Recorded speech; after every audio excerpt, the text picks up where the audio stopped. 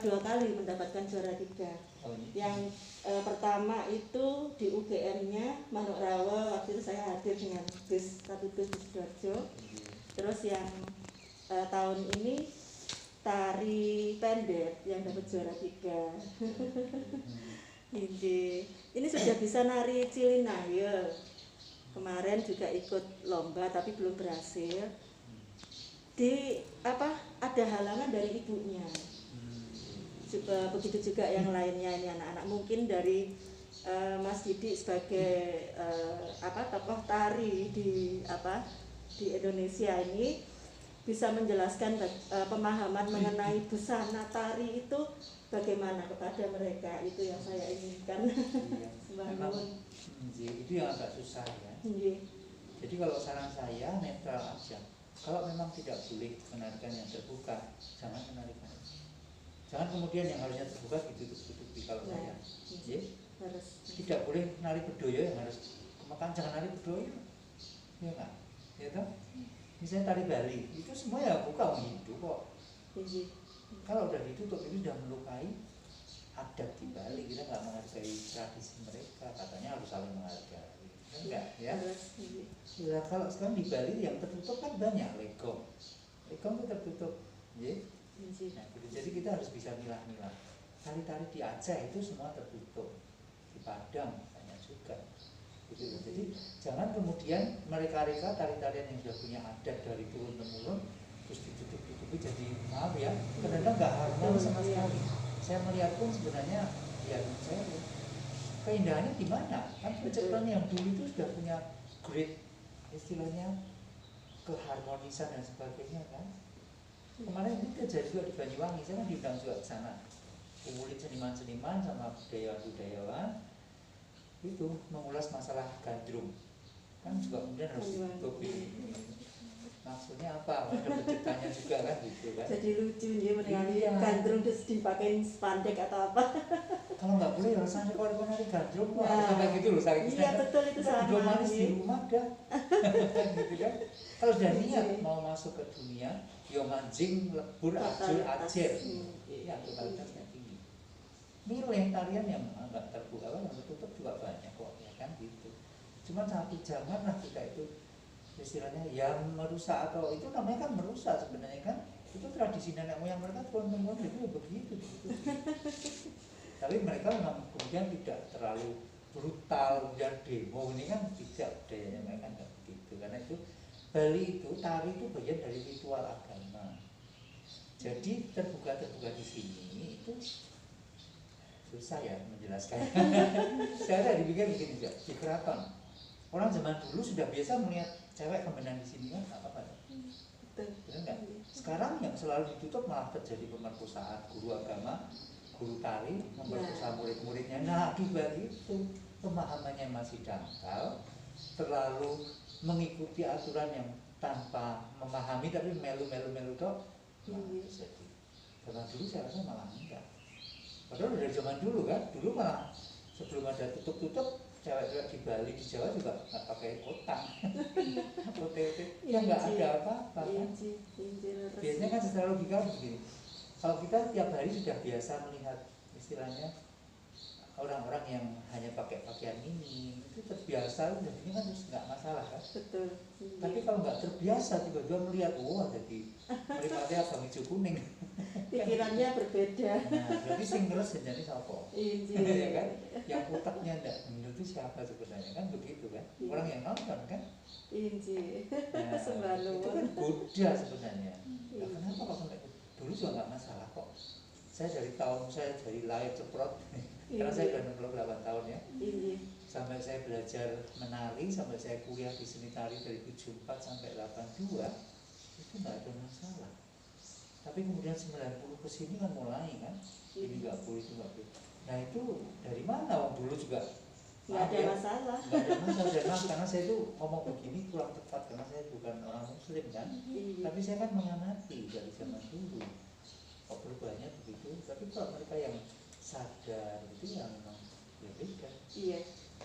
Kakek saya itu orang Cina, Konghucu, tapi gurunya kiai, tapi kejawen, Islam Jawa. Iya. Ya. Orang ngajak wise tidak paten-patenan, Injih. tidak demo-demonan. Nah itu kita harus pinter-pinter apa ya, harus bisa bijak untuk, harus pinter untuk apa, pilah-pilah lah. Sembah nuwun sangat Mas Didi. Injih. Kalau saya dulu Katolik terus masuk ke Islam. Jadi budaya waktu itu budaya waktu kuliah nggih wonten IKJ mengambil Bali, otomatis kan tidak hanya belajar tarinya, juga budayanya, daerahnya bagaimana, kultur budayanya bagaimana. Terus dari saya dulu memeluk agama Katolik, saya juga merasakan harus dengan cinta kasih dalam mengajar anak-anak, harus dengan ketulusan, dengan keikhlasan. Di dalam Islam pun sama sebenarnya. Nah, agama itu berbeda dengan budaya, ya anak-anak. Jadi kalau mungkin dari Bapak Ibu ada yang kurang ini, bisa kamu jelaskan penjelasan dari Mas Didi tadi. Nah, kita kan harus tahu manfaatnya juga. Seorang seniman itu sebenarnya dia itu ambasadornya budaya. Apalagi kalau di luar negeri, ya, yang mengharumkan nama Indonesia itu seni budayanya. Jadi kemarin kan ada beberapa budayawan dari seluruh Indonesia kan pada datang di Solo. Itu mereka sudah bercerita juga bahwa seorang seniman itu sebenarnya juga pahlawan dalam hal budaya. Karena apa? Karena waktu teman-teman ini ya, salah satu seniman yang keliling ke beberapa negara, setiap kali menanyakan Indonesia itu apa yang istilahnya yang bisa di follow up, yang menjadi identitasnya yang paling kuat, jawaban mereka pasti seni budaya dari negara manapun. Jadi kan itu hebatnya memang dalam hal seni budaya. Begitu ya, kayaknya. Nah itu yang harus kita pahami. Ya. Tapi yang memang kadang ya. Nah kemarin ada yang dari Aceh Mbak, itu lebih berat lagi. Aceh kan yang gam-gam itu kan, yang gerakan apa, yang kelompok GAM itu kan, itu kan juga sangat-sangat, karena mereka akan membentuk negara syariat Islam sendiri kan. Lagi. Nah itu lebih ekstrim daripada Sidoarjo. Nah kemarin Mas siapa itu namanya yang dari Aceh, dia bersaksi, dia cerita bahwa dia masuk ke sana menanamkan pemahaman tentang bahwa seni budaya itu adalah salah satu bentuk ya itu tadi, lewat seni budaya itu bisa merukunkan orang dan sebagainya. Itu dia bercerita pengalaman. Oh, itu musuhnya kan berat Mbak. Menghidupkan persatuan dan kesatuan kembali dengan seni budaya. Seperti misalnya kan tadinya penonton cowok sendiri, cewek sendiri dan sebagainya, pokoknya segala macam aturannya lah.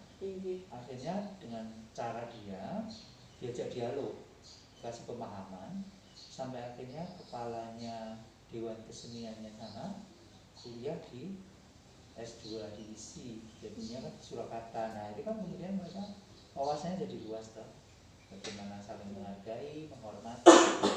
Iya, mengenai budaya. Yang harus pilah-pilah. Iya, sembah nuwun sangat Mas Didi mengenai radikal yang kita, pemahaman radikal yang sekarang ini lagi marak di antara generasi muda kita ini. Yang kedua, ini pertanyaan saya, kita ketemu hari ini, bahwa minum dulu Mas, monggo, enggak apa-apa, diminum dulu, silakan anak-anak sambil ini kesel. Ayo monggo, silakan Mas. Yang kedua ini mengenai Mas Didi ini kan anak-anak mengenal, yang anak-anak generasi sekarang ini, pemain tari atau tokoh tari yang benar-benar bisa berkarakter membawakan topeng. Ngaten. Kenapa saya bawa topeng Jawa Timur ini? Ada Gunung Sari, sama di dalam ini nanti ada Gunung Sari. Terus yang di atas ini Sinta, tokoh Sinta. Saya itu salut dengan Mas Didi karena hampir sama dengan karakternya guru saya yang sudah almarhum, mengenal penari topeng Bali ya Pak Wayan Dio ini. Hampir sama dengan Mas Didi cara menari Bali dan Injih, Mas Didi lebih kelihatan luas, lebih ini. Saya bisa ketemu Mas Didi hari ini seperti mimpi dan saya menangis Mas, terharu. Itu yang saya rasakan karena perjuangan saya di Sidoarjo itu begitu sulit untuk mengembangkan seni budaya itu. Yang kedua pertanyaan ini gini, bagaimana bisa menarikan tarian supaya wirasanya anak-anak ini bisa benar-benar menghayati, masuk ke dalam jiwa. Itu yang sulit, Mas Didi. Dan Gusti Mung, Gusti Kusmurtia kemarin juga sempat memberikan bimbingan, saya studi banding Bedoyo kemarin, Wirono Ratih, antara tokoh dua yaitu Larasati dengan Sri Kandi. Kebetulan saya diberikan tokoh Sri Kandi oleh Gusti Mung, bahwa seorang tokoh wanita, gender wanita yang harus benar-benar kuat di daerah Sidoarjo. Saya ketua Pokoso perempuan sendiri, Mas, semuanya takung. Tapi cobaannya begitu besar. Itu yang tapi saya melihat Mas Didi itu tadi. Gimana anak-anak ini menari dengan hidup, Mas Didi? Karena selama ini saya belum berhasil. Terus terang saja bisa membentuk anak-anak menari, cuman wirasanya yang tidak ada. Nah, saya ini nyuwun sedikit resep dari Mas Didi, tips bagaimana menari yang baik supaya anak-anak ini bisa berhasil, prestasinya lebih di atas lagi. Itu aja, sembah nyuwun. Jadi sebenarnya begini, kalau menari itu ada tahapan-tahapannya. Yang pertama kan kalian harus hafal dulu kan, urutan tarinya harus hafal. Ya. Kalau sudah hafal kemudian kalian harus bisa menghayati, ya, menghayati itu geraknya, jadi tidak hanya asal gini, oh pokoknya itu ukurannya semene, balik ukurannya semene, itu kan baru tekniknya aja. Nah, pada waktu kalian bergerak itu harus dirasakan karakter tari itu apa, jadi harus tahu sejarahnya kan, ceritanya tari itu menceritakan apa. Misalnya kamu menarikan burung misalnya, ya kamu menari itu merasakan bahwa aku ini burung, bukan saya Susi, saya Tuti, ya. Tapi kita harus melebur dalam karakter itu, sehingga kita itu meninggalkan istilahnya ego kita, lalu masuk dalam karakter.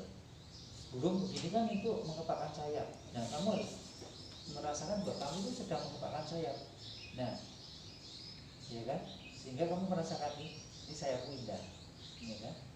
Bukan Tuti loh yang nari, tapi ini burung. Nah, saya juga tak. Nah, itu kan masuk ke karakter burung, misalnya gitu. Ya, jadi benar-benar menjiwai apa yang kalian lakukan itu memang harus dilatih, Mbak. Dilatih merasakan, menghayati gerak. Ya. Misalnya kalau kalian di dalam sebuah tarian menggambarkan orang tani lagi bercocok tanam.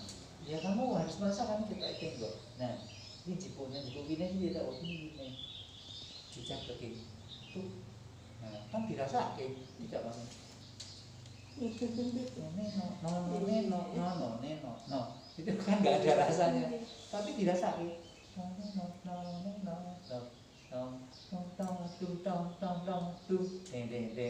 kan? Itu kan benar-benar merasakan gitu. Misalnya Mino juga dirasa begini, misalnya ngambil kayak, jadi kayak pantomime, ya, nah begini, nah, dan begini, jadi kan orang yang lihat itu bisa, oh kayak mobil kan gitu kan, bisa tak panas misalnya, itu kan orang bisa, nah, itu kan penghayatan sebenarnya, sehingga kamu bergerak itu tahu maksudnya apa, tidak hanya hafalan kudu maju, kudu kanan, kudu kiri itu.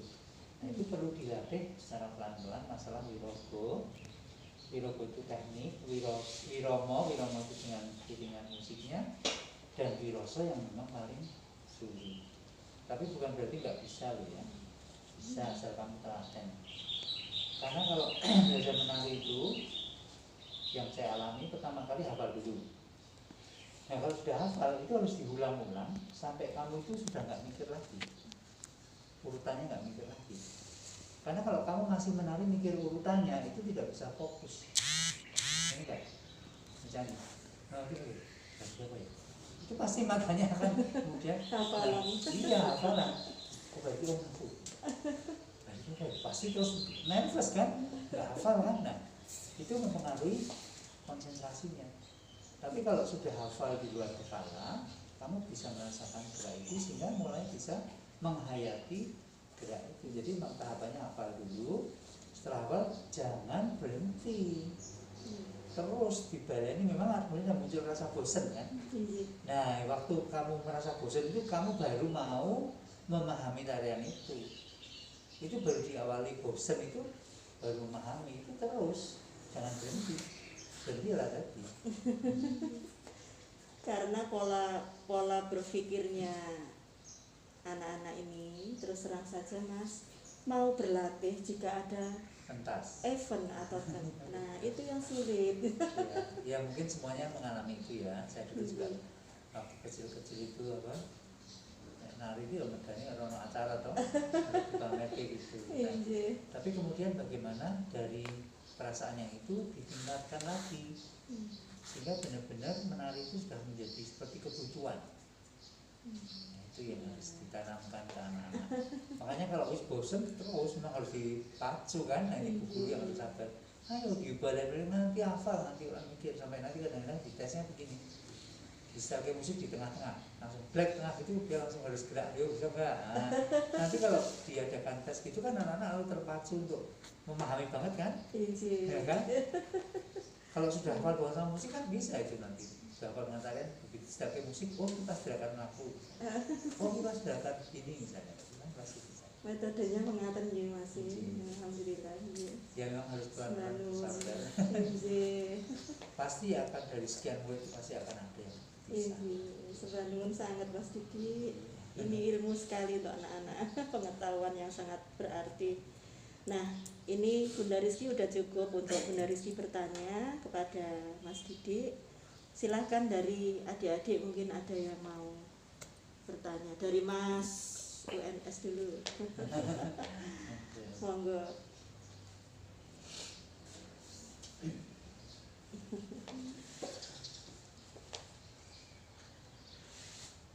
Usah malu. Monggo Mas, silakan. Santai aja, diam aja. Enggak serius kok, laut juga.